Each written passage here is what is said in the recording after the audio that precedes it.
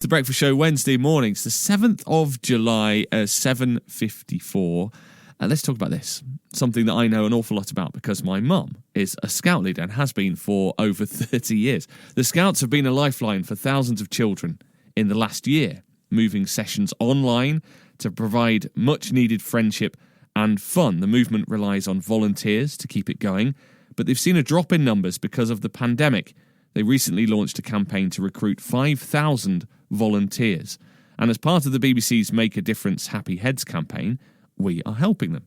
Dwayne Fields was a Scout and now volunteers himself. He was also the first black British man to walk to the magnetic North Pole. And Dwayne joins me now. Good morning, Dwayne. Good morning. How are you? I'm very well. It's lovely to speak to you. We'll talk about volunteering and scouting in a moment. I've got to ask you, what's it like walking to the North Pole? It was brilliant walking to the pole. It meant a lot to me for so many reasons. One, because it was me doing something that I never believed I could, would, or maybe even should do. Absolutely. Wow. How did you first get involved with scouting then? So my scouting journey started way back in, I think it was like just a turn of the 90s. And I just arrived from Jamaica. I was this 6-7-year-old kid who was terrified of everything, couldn't make friends, couldn't have conversations with other kids. But the day I walked into that scout group, it changed. I could now apply some of the skills that I learned as a kid in Jamaica. And it made me feel more confident. And it made me feel like I could be part of something. So for me, it was a no-brainer when the scouts contacted me a couple of years back and said, Dwayne, we love what you've done with the pole and all the work you do with young people. Would you consider being an ambassador? And I thought to myself, this is a great way to thank them for coming into my life at a time when I really needed them. Do you remember those first meetings at Scouts? I remember it like it was yesterday. What do you remember what you did? My very, very first day, we were building what were kind of bridges between two benches out of wood and rope and some other bits and pieces that we could find. But I will never forget it because it was the very first time since arriving in this country that I was able to apply some of my own skills and my own learning to something that was being done as a group. What kind of things were you applying then? So as a kid in Jamaica, we were very, very poor. So all my toys I made myself, all my swings, anything that you can imagine that you played as a kid, whether it was a truck, a box truck, a go-kart, I'd make myself. And that would include, that would mean I'd have to hammer nails in, or I'd have to tie ropes or tie strings or tie whatever. And it's just those kind of hard skills that I could apply to what we were doing. That must have got you an awful lot of admiration from those around you. Well, it did, but I think admiration's great, but more importantly, I felt like I was part of something. And I think that's why it's so important to me to be part of this particular campaign as well, because we've got so many young people up and down this country who are desperate to be part of scouting. And, your mum must have told you over the years how brilliant these young people are and how much of a difference she and others like her are making. And the only thing that's holding these young people back at the moment is that we don't have enough really good volunteers, just like your mum, to come and support them. What do you get out of being an adult volunteer then, Dwayne?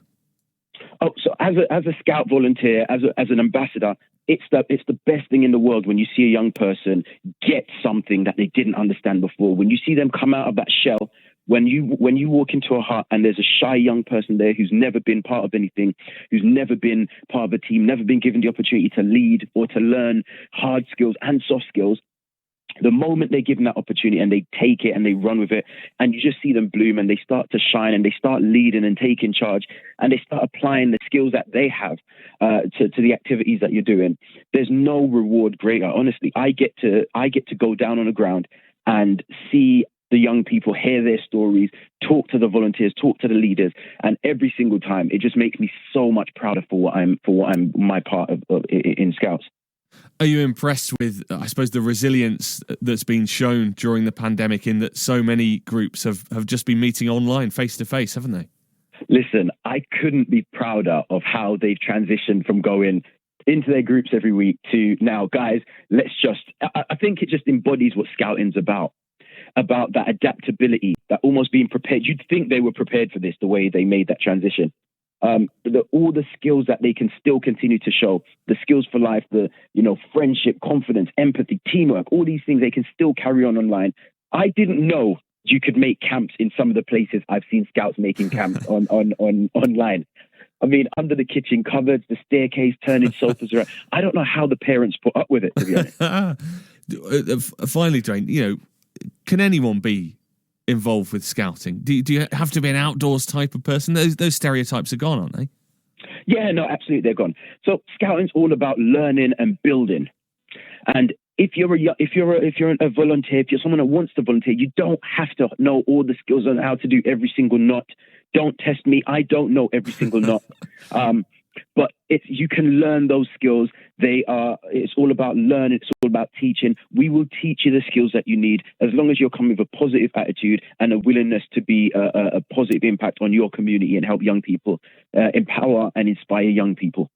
Dwayne, keep up the brilliant work. So nice to talk to you this morning. To you and your mum as well. Take care. Thanks a lot, Dwayne. That is Dwayne Fields, who's a scout, who was a scout, now volunteers himself, as you heard there, as an ambassador.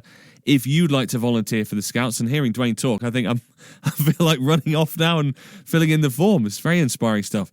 You can do your bit to enrich the lives of young people. Go to bbc.co.uk/make-a-difference. Click on Happy Heads to find the info to become a volunteer. And if you're involved in scouting in the county, let us know why and what you get out of it, what the last year's been like for you. Love to hear your stories on the programme as well today. 08